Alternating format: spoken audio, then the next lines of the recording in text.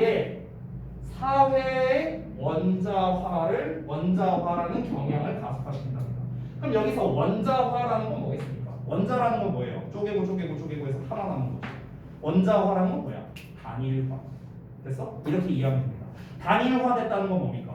교류를 안 한다는 거죠. 됐어? 교류를 안 하니까 어떤 일이 벌어져요? 이런 일이 벌어지는 거죠. 사회적 유대감이 떨어지죠.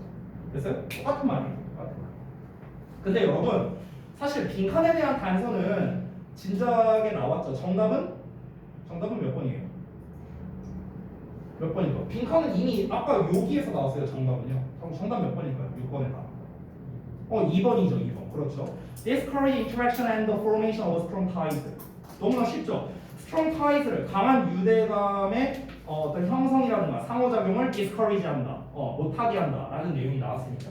그거는 사실 여기만 읽어도 우리가 답을 알 수 있습니다. 근데 얘는요. 빈칸에 대한 단서를 그 빈칸에 정답 물리는 거 있잖아요. 이거를 쓸 때 사실 두 가지로 좀 봐야 되거든요. 두 가지. 그러니까 굳이 따지면은 예시 추론이에요. 이거는요. 굳이 따지면. 왜냐면 여기에서 첫 번째 시스템 인프라에 대한 예시를 하나 얘기했고 여기서는 물리적 인프라에 대한 예시를 했고 두 가지 예시를 통해서 우리가 정답을 알 수 있기 때문에 빈칸에 돌리는 거는 예시로 보는 게 맞거든. 근데 조금만 더 구체적으로 볼게. 조금만 더 구체적으로 보면 얘 같은 경우는 A 지금 주어 부분을 보면은 이 A 어린이집이 효율성이 떨어지는 곳이었잖아. 효율성이 떨어지는 곳. 그래서 효율성이 떨어지는 시스템. B 같은 경우는 효율성이 높은 시스템이었단 말이야. 그러니까 여기에서는 뭐다? 사회적 유대감을 증진시켜준다는 내용이 나온 거야. 효율성이 떨어지니까. 효율성이 떨어지니까 사회적 유대감이 올라간다는 내용으로 지금 쓴 거잖아. 2번 내용. 그러니까 2번을 통해서 우리가 정답을 얻을 수 있는 거는요. 엄밀히 말하면 예시긴 예시인데 대조관계로서 얻을 수 있는 거죠. 얘는 대조관계라고 할 수 있겠죠. 반대니까. 그렇죠? 근데 3번 내용은 어떻습니까? 3번 내용은 똑같은 내용이에요. 왜냐하면 주어 자체를 보면은 주어가 뭡니까?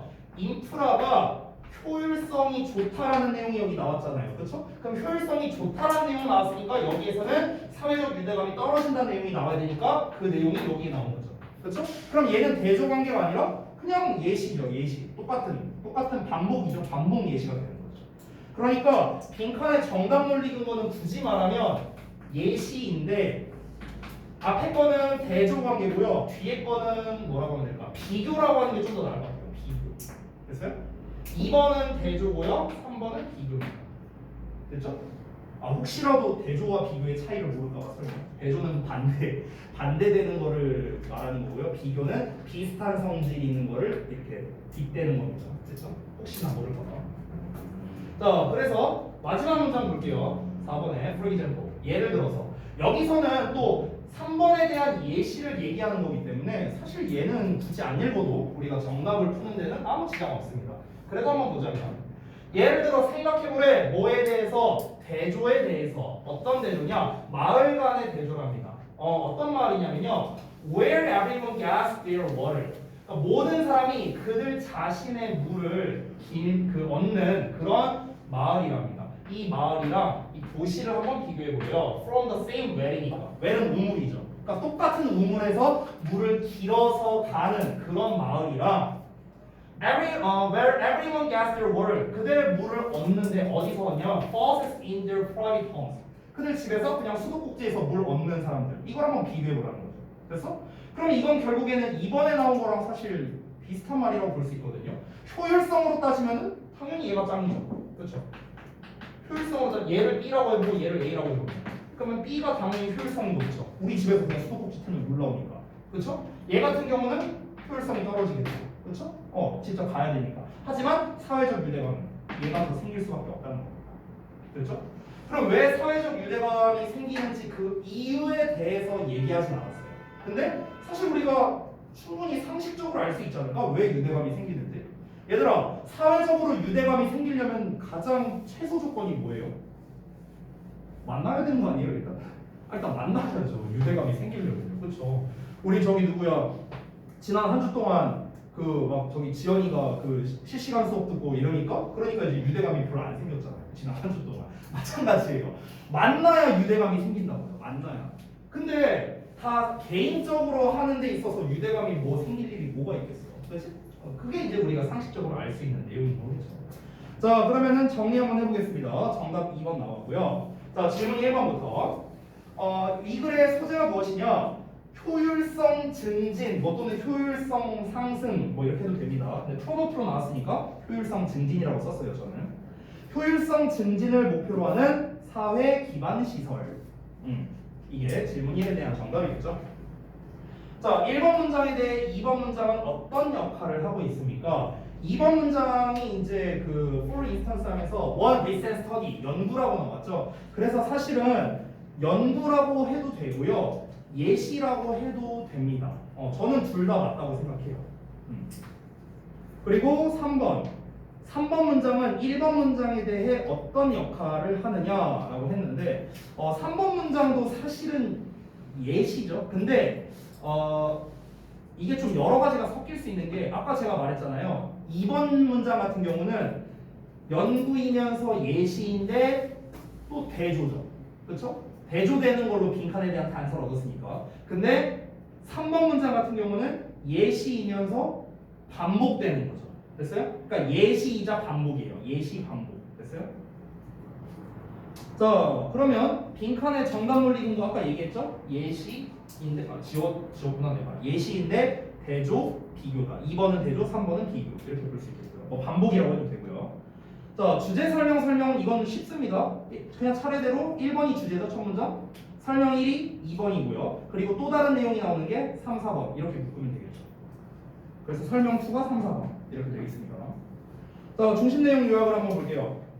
효율성 증진을 목표로 하는 사회 기반 시설은 여기서는 원자화라고 하면 될 것 같아요. 아까 아토미제이션이라는 단어가 나왔었죠. 사회 원자화. 만약에 패러프레이징을 할 거라면요 단일화라고 해도 상관은 없는데요. 본문에 단일화라는 말이 안 나와 있으니까 본문에 있는 단어인 원자화라고 하겠습니다. 원자화를 가속해서 사회적 관계와 협력적 관계 형성을 저해한다. 이 저해한다라는 거는 그 2번의 discourage 그 단어를 쓴 거예요. 저해한다. 그리고 사실 여러분께서 한 가지 아셨으면 좋겠는 게 이번에 우리가 그 고등학교 1, 2학년 시험지 기출 분석하면서 아토미제이션 또는 아톰 이런 단어가 좀 이렇게 그 보기문에 나왔던 거를 봤거든요. 그러니까 여러분께서 아톰이라는 단어를 봤을 때 딱 머릿속에 떠올렸으면 좋겠는 게 뭔가 단일화가 된 거구나라는 개념으로 좀 받아들이면 좋을 것 같아요. 원자화 됐다라는 거는 뭔가 좀 단위가 굉장히 줄었구나, 뭔가 하나가 됐구나, 뭔가 단절돼 있구나. 그래서 우리가 보통 그 이런 외부 지문, 그 내신 때 외부 지문 이렇게 하잖아요. 그러면은 정말 여러 단어가 많이 나오지만 저 같은 경우에는 이번 내신 대비라면서 많이 봤던 단어가 고립이라는 단어를 전 되게 많이 봤어요. 이번 내신 대비를 진행할 때 맞죠? 근데 이제 그 고립이라는 거는 멀리 떨어져 있는 거고 단절돼 있는 거고 이런 개념인 거잖아요. 근데 그거를 어느 학교에서는요 텀이라고 표현을 해서 출제를 했더라고요. 그러니까 이제 애들이 이게 받아들이지 못하는 거야. 아톰 원자인데 뭐 갑자기 원자 얘기가 왜 나오게 화학 얘기도 아닌데 틀렸어. 이렇게 해버린다는 거죠. 그러니까 이 atom이라는 단어를 봤을 때는 뭔가 단일의 개념이구나라고 생각하면은 여러분께서 좀 더 폭넓게 사고를 할 수 있을 것 같습니다. 그렇죠? 그리고 마지막으로 여러분께서 숙제로 뒤에 연습편 부분 풀어온 거 있죠? 그 부분 정답만 불러주고 제가 숙제 말씀드리고 마칠게요. 47쪽 좀 잠깐 펴주실래요? 답만 불러드릴게요. 여기는요. 47쪽에 24번부터 24번은 3번, 25번도 3번, 다음 페이지에 차례대로 26에 5번, 27에 4번입니다. 됐죠? 오늘도 고생하셨고 숙제 말씀드리고 마치겠습니다.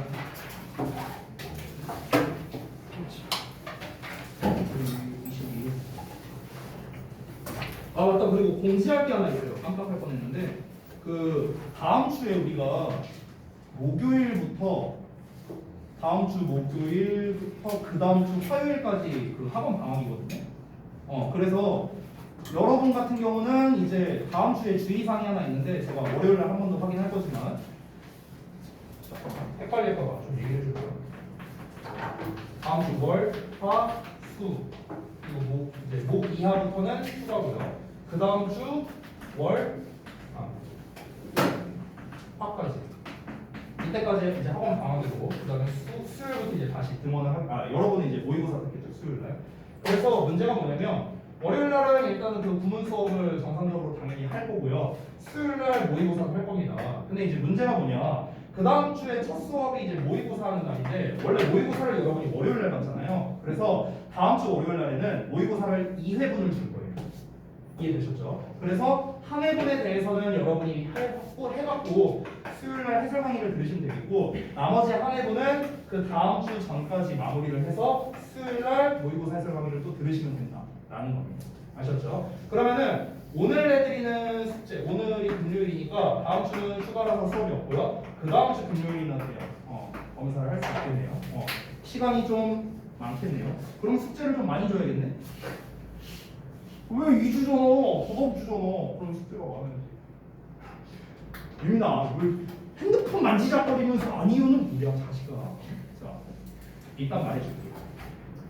이거 자 6번까지 했으니까 일단은 7에서 10번까지입니다. 페이지로는요. 잠깐만. 13쪽 13에서 20쪽이네요. 13에서 20쪽. 여기랑 그 다음에 여기는 분량 똑같고 여기를 좀 많이 내줘야지. 27번까지 했으니까 28에서요. 근데 이거 뭐 문제 풀고 근거 표시하고 뭐 오래 안 걸리잖아, 그지? 알았어. 더도 말고 덜도 말고 2주치만 하자. 28번에서요 35번까지. 얼마 안 돼. 이거 1시간도 안 걸려 다 하는데. 여기만 했어요. 49쪽에서 52쪽입니다. 됐죠? 이렇게 해보시면 되겠습니다.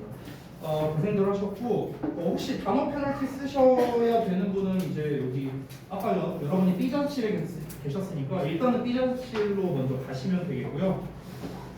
그리고 저기 누구냐 도현이 같은 경우는 그 숙제 검사 아까 못한 거를 좀 해야 되거든. 그래서 쌤이 할 테니까 잠깐만 남아 있어. 알겠지? 자 고생들 했습니다.